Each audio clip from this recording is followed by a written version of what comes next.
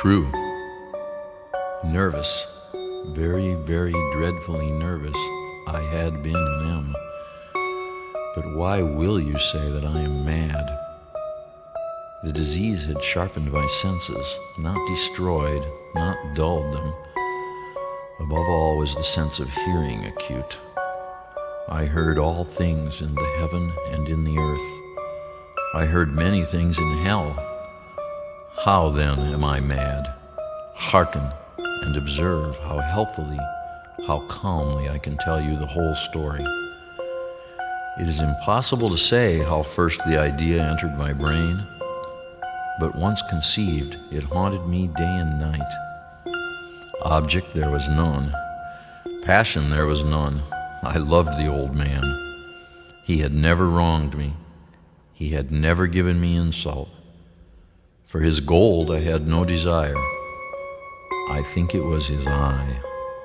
Yes, it was this. He had the eye of a vulture, a pale blue eye with a film over it. Whenever it fell upon me, my blood ran cold. And so, by degrees, very gradually, I made up my mind to take the life of the old man, and thus rid myself of the eye forever. Now this is the point. You fancy me mad. Madmen know nothing, but you should have seen me. You should have seen how wisely I proceeded, with what caution, with what foresight, with what dissimulation I went to work. I was never kinder to the old man than during the whole week before I killed him. And every night, about midnight, I turned the latch of his door and opened it, oh so gently. And then, when I had made an opening sufficient for my head, I put in a dark lantern, all closed so that no light shone out, and then I thrust in my head. Oh, you would have laughed to see how cunningly I thrust it in. I moved it slowly, very, very slowly, so that I might not disturb the old man's sleep. It took me an hour to place my whole head within the opening so far that I could see him as he lay upon his bed. Ha! Would a madman have been so wise as this?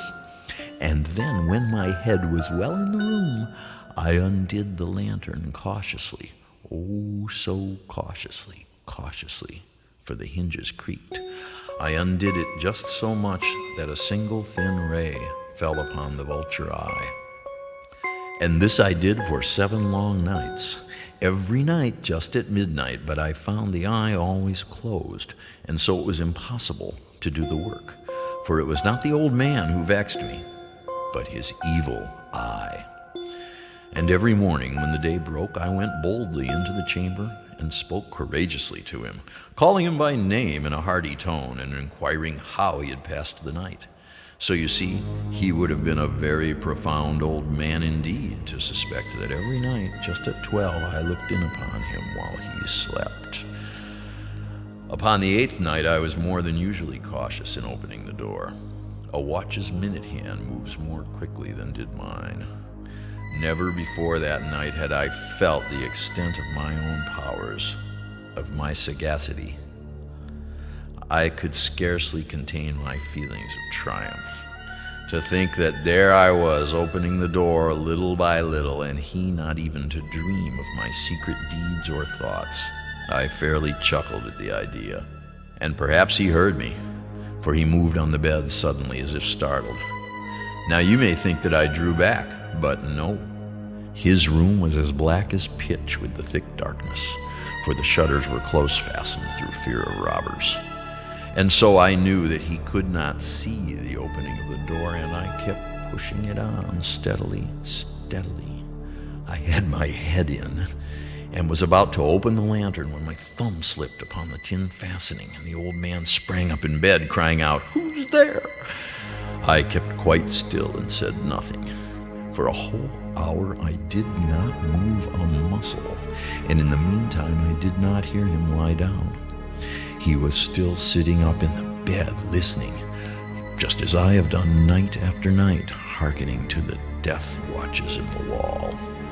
presently I heard a slight groan, and I knew it was the groan of mortal terror. It was not a groan of pain or of grief, oh no. It was the low, stifled sound that arises from the bottom of the soul when overcharged with awe. I knew the sound well.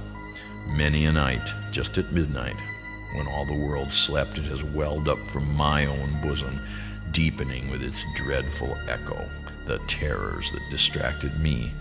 I say I knew it well. I knew what the old man felt and pitied him, although I chuckled at heart. I knew that he had been lying awake ever since the first slight noise, when he had turned in the bed. His fears had been ever since growing upon him. He had been trying to fancy them causeless, but could not. He had been saying to himself, "It is nothing but the wind in the chimney. It is only a mouse crossing the floor." Or, "It is merely a cricket which has made a single chirp." Yes, he had been trying to comfort himself with these suppositions, but he had found all in vain, because death, in approaching him, had stalked with his black shadow before him and enveloped the victim. And it was the mournful influence of the unperceived shadow that caused him to feel, although he neither saw nor heard, to feel the presence of my head within the room. When I had waited a long time, very patiently, without hearing him lie down, I resolved to open a very, very little crevice in the lantern. So I opened it. You cannot imagine how stealthily, until at length a simple dim ray, like the thread of the spider, shot out from the crevice and fell full upon the vulture eye. It was open, wide open, and I grew furious as I gazed upon it.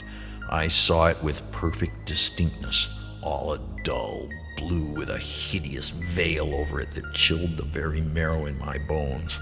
But I could see nothing else of the old man's face or person, for I had directed the ray as if by instinct, precisely upon the damned spot. And have I not told you that what you mistake for madness is but over-acuteness of the senses? Now, I say, there came to my ears a low, dull, quick sound, such as a watch makes when enveloped in cotton. I knew that sound well, too. It was the beating of the old man's heart. It increased my fury as the beating of a drum stimulates the soldier into courage. But even yet I refrained and kept still. I scarcely breathed. I held the lantern motionless. I tried how steadily I could maintain the ray upon the eye.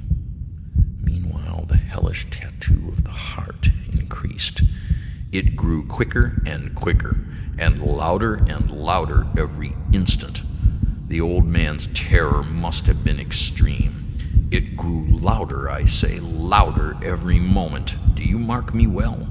I have told you that I am nervous, so I am. And now, at the dead hour of the night, amid the dreadful silence of that old house, so strange a noise as this excited me to uncontrollable terror.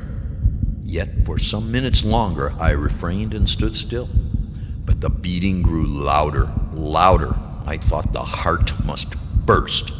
And now a new anxiety seized me. The sound would be heard by a neighbor. The old man's hour had come. With a loud yell, I threw open the lantern and leaped into the room. He shrieked once only. In an instant, I dragged him to the floor and pulled the heavy bed over him. I then smiled gaily to find the deed so far done. But for many minutes, the heart beat on with a muffled sound. This, however, did not vex me. It would not be heard through the wall. At length it ceased. The old man was dead. I removed the bed and examined the corpse. Yes, he was stone dead. I placed my hand upon the heart and held it there many minutes. There was no pulsation. He was stone dead. His eye would trouble me no more. If still you think me mad, you will think so no longer when I describe the wise precautions I took for the concealment of the body. The night waned, and I worked hastily, but in silence. First of all, I dismembered the corpse. I cut off the head and the arms and the legs. I then took up 3 planks from the flooring of the chamber and deposited all between the scantlings. I then replaced the boards so cleverly, so cunningly, that no human eye, not even his, could have detected anything wrong. There was nothing to wash out, no stain of any kind, no blood spot whatever. I had been too wary for that. A tub had caught all. Ha ha. When I had made an end of these labors, it was 4 o'clock, still dark as midnight. As the bell sounded the hour, there came a knocking at the street door. I went down to open it with a light heart, for what had I now to fear? There entered 3 men, who introduced themselves with perfect suavity as officers of the police. A shriek had been heard by a neighbor during the night. Suspicion of foul play had been aroused. Information had been lodged at the police office, and they, the officers, had been deputed to search the premises. I smiled, for what had I to fear? I bade the gentleman welcome. The shriek, I said, was my own in a dream. The old man I mentioned was absent in the country. I took my visitors all over the house. I bade them search well.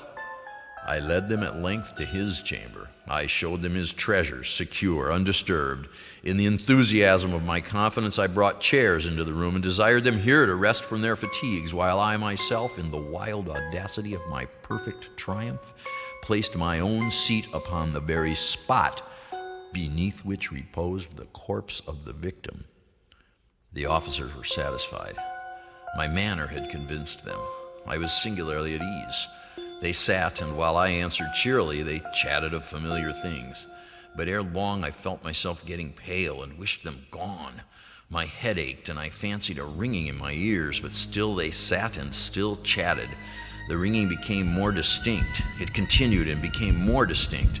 I talked more freely to get rid of the feeling, but it continued and gained definiteness until at length I found that the noise was not within my ears. No doubt I now grew very pale, but I talked more fluently and with a heightened voice, yet the sound increased, and what could I do? It was a low, dull, quick sound, much such a sound as a watch makes when enveloped in cotton.